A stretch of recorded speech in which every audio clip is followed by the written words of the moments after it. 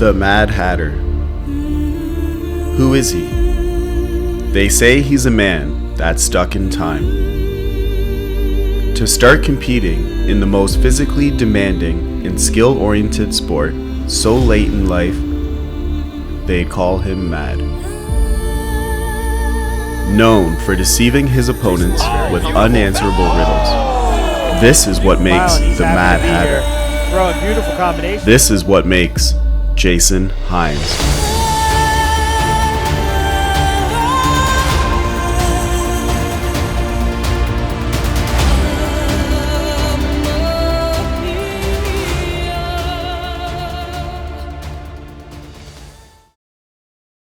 I guess I was an athlete my whole life. I started off with soccer, moved into football through high school and wrestling, and stuck with wrestling because it was, I guess it worked for my size. I kind of sized out of football. And then from there, it was just wrestling until I met the guys from Pound for Pound and kind of moved on from there. I always had a thing for striking, so I practiced boxing and with some of my friends and stuff like that, but it was always just us picking stuff up off of like online, but no like real mentorship until I came here. Pound for Pound. This is where Jason Hinds began his fight journey. The gym that would change his life forever. Saji Bolo, head coach and owner of P4P, has been in Jay's corner since day one and may know him better than anyone. All right, my first impression of Jay when he first arrived at Pound for Pound, came in. He was a little rough around the edges, to say the least. You know, a little awkward fighting style at first, but we shaped him up. He picked up very quickly. He always had that fighter spirit. He came in as a fighter, right? He always had that grit to him. You know, we just refined him and put him out there in the world, and he ran with it. But I think a lot of it, to me, stands out here in the training ground right behind me.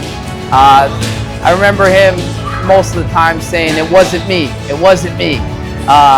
You know, when I turn away during a sparring night, turn back, see someone on the ground, he'd look at me, puppy dog eyes, and tell me it wasn't him. You know, someone would fall out of the ring, it wasn't him. So he became the Shaggy, to say the least, of you know, rocking that line, "It wasn't me." I guess if you had to say like what my fight style is jab and adapt. So it kind of stems from Saj's real elusiveness and his style of outthinking his opponent. So I think that brushed off. And then Rich gave me that like tenacity of hitting hard and kind of not backing down from a fight no matter what happened. So I think the two styles kind of blended together to give me what I kind of work through, which is that stick and move, trying to outthink my opponents, make them miss, make them pay, and that ability just to stay into a brawl because we don't back down from fights, right? Respect all, fear none. We now head over to Markham, Ontario, home to the battle tank himself, Rich Cruz.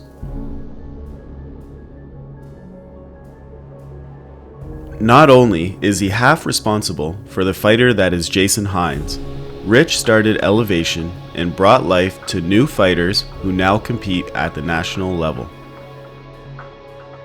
With a big focus on kids' classes, Rich continues to instill confidence, life values, and competitiveness in the minds of his community's youth. Never compare yourself, okay? So if you got a certain amount and you're unhappy, hey, listen, you just want to do a little bit better next time when you come in, okay? So that is your goal. That's why it's so important to gauge and to track your progress so you know where you are. When I first met Jay, he was very high energy. He had a great attitude. He was one of the hardest working guys in the gym. So my first fight, my first amateur fight was in-house, I want to say back some time for Pound, and that was my very first time putting the gloves on. Rich and Saj in my corner. I noticed that he had a natural ability of fighting. He had a very high IQ of being able to read his opponents. He had very good awkward. His movements and his timing was very hard for his opponents to adjust. So when Jay started off fighting, actually, you know, he advanced quickly because he always learned from all of his mistakes, all of his losses. He came back even stronger. He used it as fuel, every loss, and he came back stronger. And I felt that when he first came in the gym and we also sparred, I noticed that his reach was very long, and that he had also a lot of heart, because there were times in the beginning, just watching him in the ring spar with, I think it was Joe, even Troy Sheridan, Joe Valtellini, all the other guys. We invited them when we first started. I remember sparring sessions, they would give it to Jay, and Jay held his own. And when he first started back then, and then from then, I knew that he had something special about him. I was hooked right from when I started. I loved the competition and the sweat and how hard it was to get ready. You know, when we first got him into cask, he actually had to move around with these bootsies, these big, I could see at that moment, it wasn't really for him. Once we got those things off his feet and put him in some 8-ounce gloves, he did a lot better. The Mad Hatter, Jason Hinds, was making a big impact in the national fight rankings, but he was simultaneously making a huge impact in the lives of those around him. I had first met Jay when we joined P4P, and he was doing strength and conditioning classes and things. Should have known what we were in for when his son Sincere walked around with him in one of the first classes, and Sincere started pointing and saying, "Hey, this person isn't sweating enough, Dad." And he tortured us. So fast forward, I was 48. I was at my heaviest weight. I was really struggling, decided I wanted to do a fight by 50, started doing some strength and conditioning classes and some of the boxing classes, but knew if I really wanted to make a go of it, then I needed the person who was going to push me the hardest. Barb's husband, Coach Chris, has watched Jay break people and put them together again over and over, so he knew Jay is what Barb needed when it came to getting over her fears. The first session lasted 10 minutes, at which point it was put on pause so I could go to the bathroom and throw up. Not a normal throw up. It came from my toes and felt like my soul was leaving my body. But Jay came up to me with his Jay walk and looked me in the eye and said, "Are we done?" And it took a brief second. And then I said no. And he said, "Then why are you standing here talking to me? Your round's still going. Let's go." And back to sled pushes we went. On August 26, 2019, Barb had her first fight. Everyone came out to support her, including Jay, who was right in her corner. For me, when I think of Jay and going up to the fight, he was the right person, hands down, to take me there. Never told me what I needed or what I wanted to hear, always told me what I needed to hear. You worked to get a compliment from Jay, and when you got it, it was an accomplishment. But Jay never let you relish in that for too long, because there was always work to be done. And it really took me to, at the night of that fight, there was just so much pride. It was a great experience.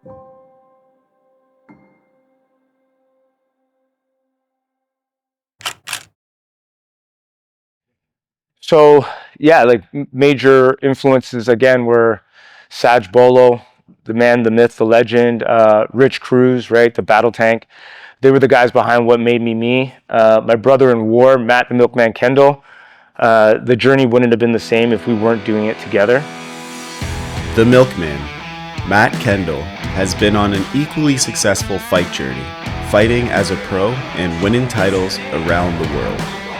If it wasn't for them pushing each other in the gym, neither would be where they are today. By stepping to the side, to the left. Step, jab, swing, knee. Okay, so the first reaction that ever happened with Jay walked up to me and he saw my tattoo, my Taurus tattoo. And he's like, "Yo, I got the same tattoo."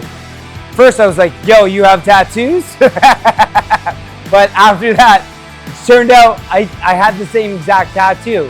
He's like, wow, I'm a Taurus. I was like, I was born in April. He's like, I'm born in April. I was like, I was born April 30th. He's like, I'm born April 30th. It's like, I was born at Scarborough Centenary. He's like, I was born Scarborough Centenary. It was just, it was a brotherhood right from the beginning. Right off the get, Jay and I got along. Our training was always intense. He was always a natural at it. So when we came in, the skill set was much higher for him than it was for everybody else. You were just getting pummeled by Jay right off the bat. And it wasn't naturally the most hardest working guy in the gym, but he was the most naturally gifted and could put anyone out with his hands. And I always appreciated that talent that he had of his hands and his fight IQ. He's fantastically brilliant with his style. I've never seen anyone else match it, and I found high-level strikers have a lot of problems with it.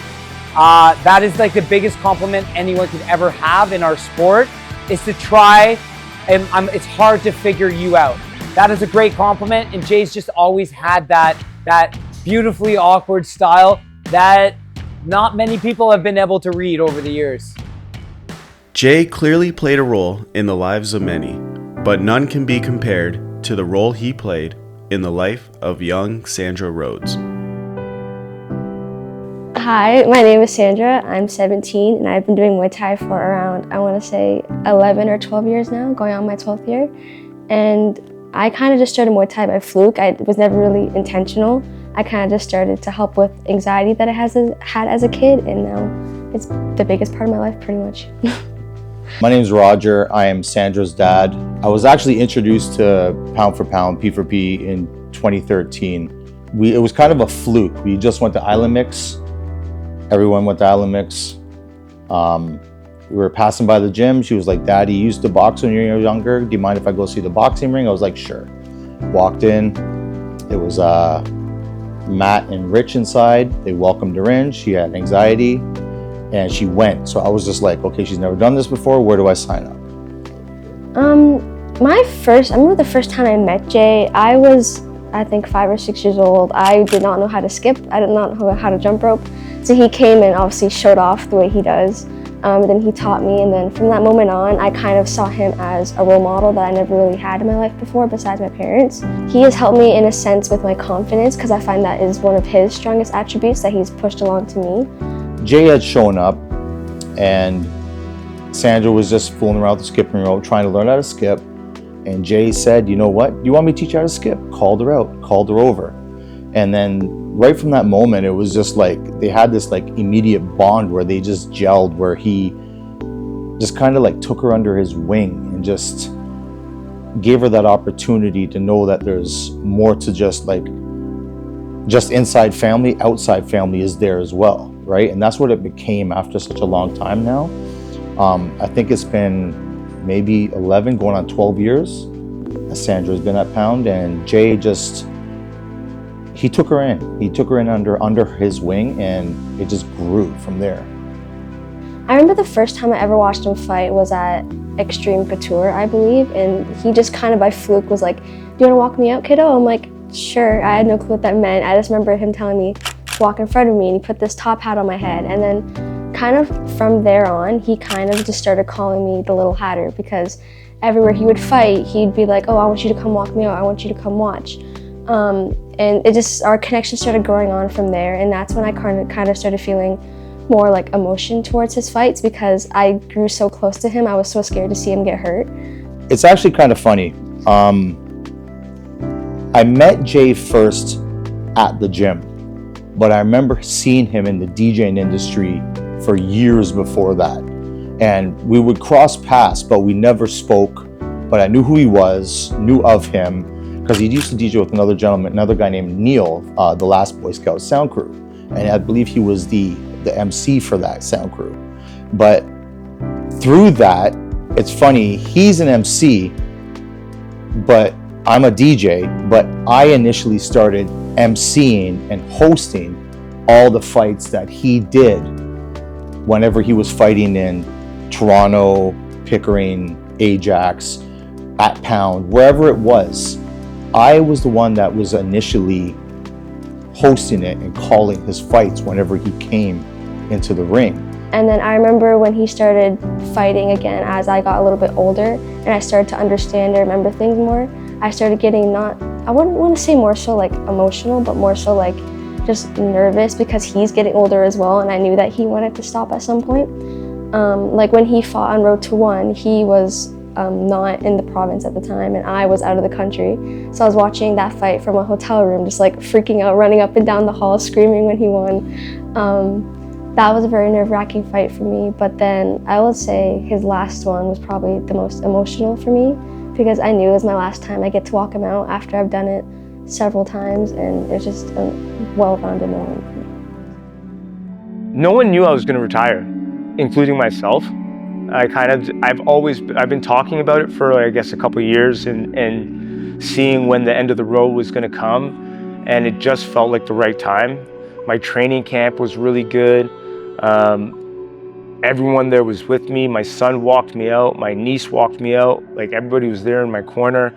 It just felt like the right time to walk away on my own terms, as opposed to off somewhere else, fighting under someone else's terms. I felt like it was a way that I could put an ending to the story that I wanted. And I think that's important for a lot of fighters. They don't get to do that, and I'm glad that I got to own my career in that method. When I found out he was doing that last fight, a part of me was kind of like scared, but kind of like not mad in a sense, because he always keeps saying, oh, this is my last one, this is my last one, and it never is. So I can never really believe him when he said like, oh, this is my retirement fight. I'm like, okay, I'll believe that when I see it. His last fight was at Destiny 8 at the Pickering Casino. He fought against a tough Ukrainian guy. Actually, we couldn't get anyone to fight him locally, so we had to put the budget out, fly someone in. The guy was from the Ukraine, straight off the front line, and tough fighter. I was a little bummed because we were supposed to kind of have that fight together. But that being said, I think it was actually better that Jay had his fight that night. And it was about Jay, because Jay deserved that support from the crowd. Jay deserved his final fight to be all about him and all about that night. And that night was perfect for Jay. And I was sad I didn't get to be on it, but I was so happy to sit ringside and see my brother, my best friend, achieve so many great things in our sport. And on that last fight, the place we said that we were going to finish off together was that Pickering Casino. It brought tears to my eyes. We knew that it was going to be his last fight. He was home. It was where he probably most likely wanted to retire. And from the time that he said, and he asked me if he can ask Sandra to walk him out for that fight, and he said it was going to be him and Sincere, I was like, okay, you know what? This one's special. I remember a few days prior to the fight, he was like, do you want to walk me out with Sincere, my son? I almost started crying in that moment. To me, that just means a lot to me because it's been around 11 or 12 years that I've been under him as the little Hatter now. So just for him to even just like consider that and just still want me a part of it after all those years, just made me really happy as a whole. It's something that I want to do. I want to announce him at this fight because I believe it's his last one. I think I said that to Saj too. I was like, I believe this is his last fight. So I was like, you know what? Let me call this last one for him. And I got that opportunity, and it felt really, really good because it was like at the end of it, when he did his speech and said he retired, it was like I looked at Saj was crying. Look at Rich, was crying. I started crying. Look outside the ring, Sandra's crying. It was like that sweet moment because we were all happy at how it ended and where it ended. You know what I mean? He was home. And then the day of the fight, I kind of knew just to give him his space, let him get in his zone a little bit. And then moments before the fight became one of like my greatest memories with Jay, when I got to give him that one hug before we walked him out. And then luckily we got the victory, so that was also a great moment as well. Jay sized him up really well, used his left cross on him quite a bit. I think it hit him 3 times straight with it before he went down.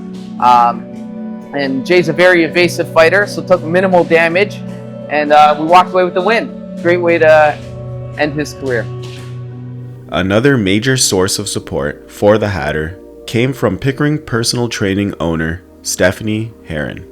Whether it was making t-shirts, introducing him to new clients, or traveling across the country to see his fights, Steph had and continues to have Jay's back. Been in Pickering for almost 10 years now, known Jay for probably 5.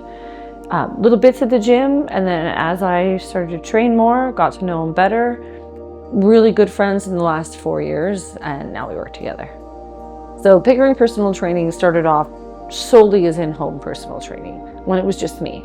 And then it moved into maybe 1 or 2 other people that sort of came and went.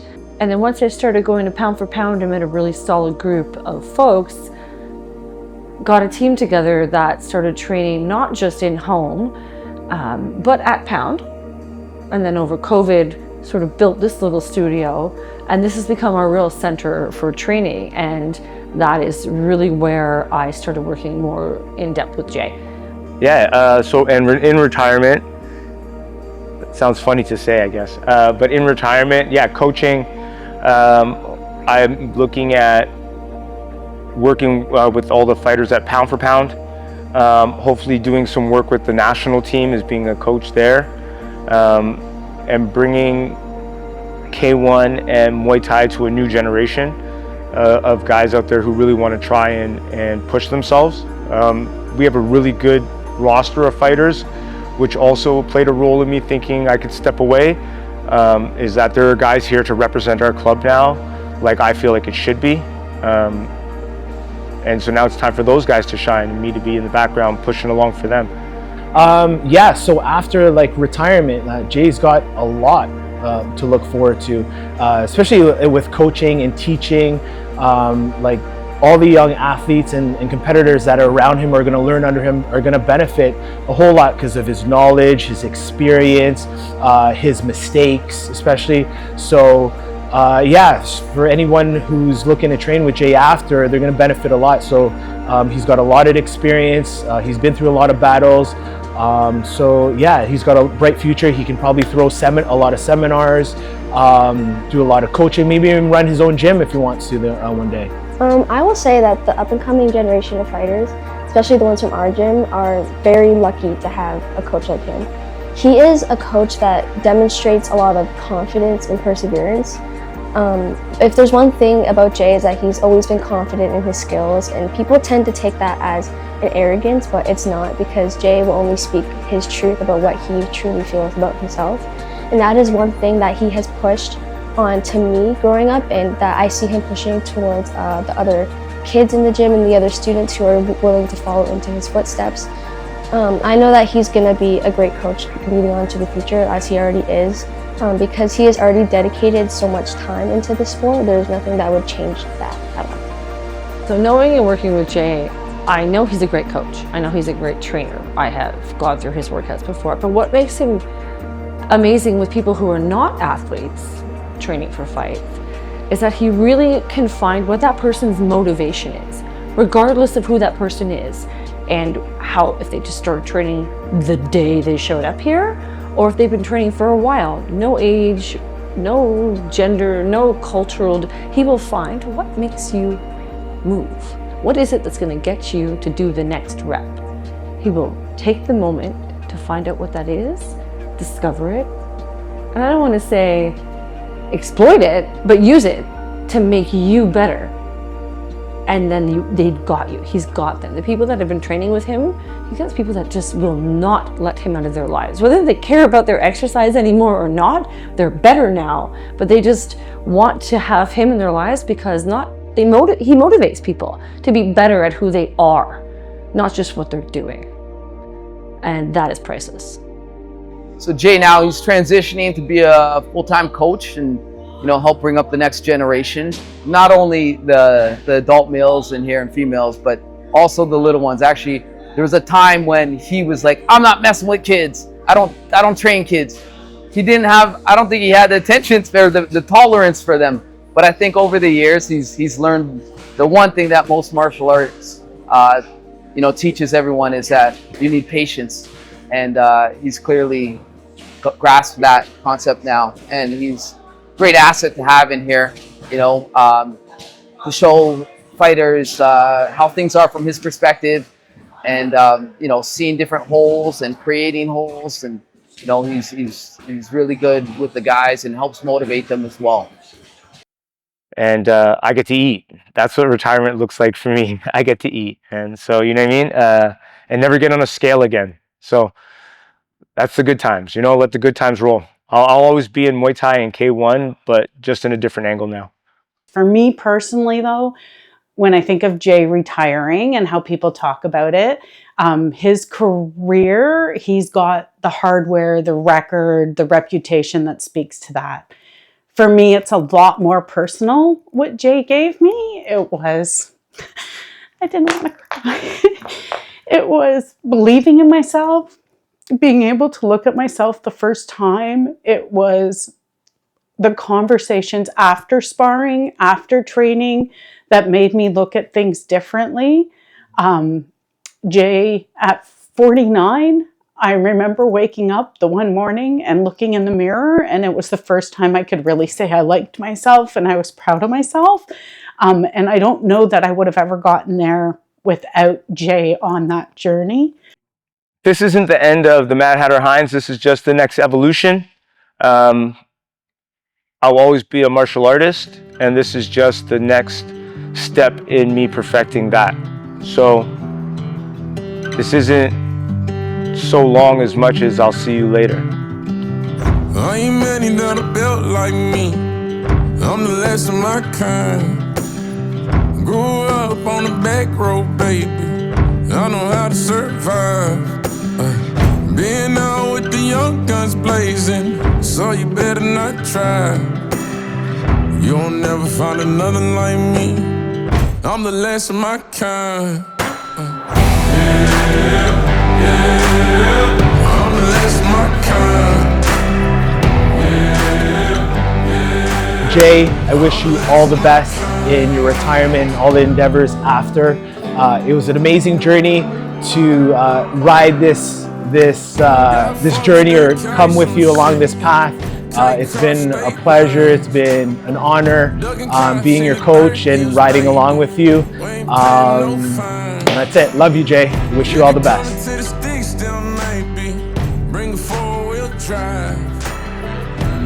I know that you just want to keep fighting to the day you die, but I also know that you know how to grow up a high note, and you have another chapter in your life, and you're about to bring up the next generation of fighters. And because of the coach that you are, I cannot wait to see this next generation of fighters. Some of them are already kicking my butt, and I just cannot wait to see it and to watch you bring them there with the pound for pound crew. It's very exciting. The next Canada's going to be something again because of you the first time and because of you the second time around. Jay, I want to wish you the most happiness you've ever felt in retirement, and I know you feel that because you can eat all the wings and drink all the beer that you want without having to worry about cutting, which has never been an issue for you. But I know you're going to have a blast, and you're still going to beat all of us up in sparring, but that's okay too. I would say congrats on the retirement, but I know, you know, you won't be sitting on the shelf for too long. I think that itch always will be in you, and who knows? I think we'll see you back in the ring one day. All right, top tunes up. It's been an enjoyable ride. I love you, brother. I love you, Jay. We'll do this rest of this life on the other side of the ropes. I'm so proud of your career. I love you so much. You're an inspiration to all of us.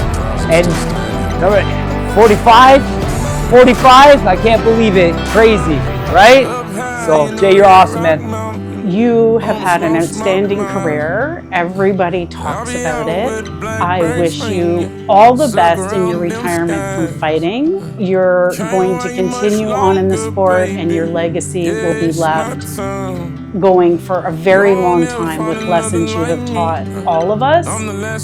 So best of luck to you. Congratulations. And Barb, you finally get them all to yourself a little bit.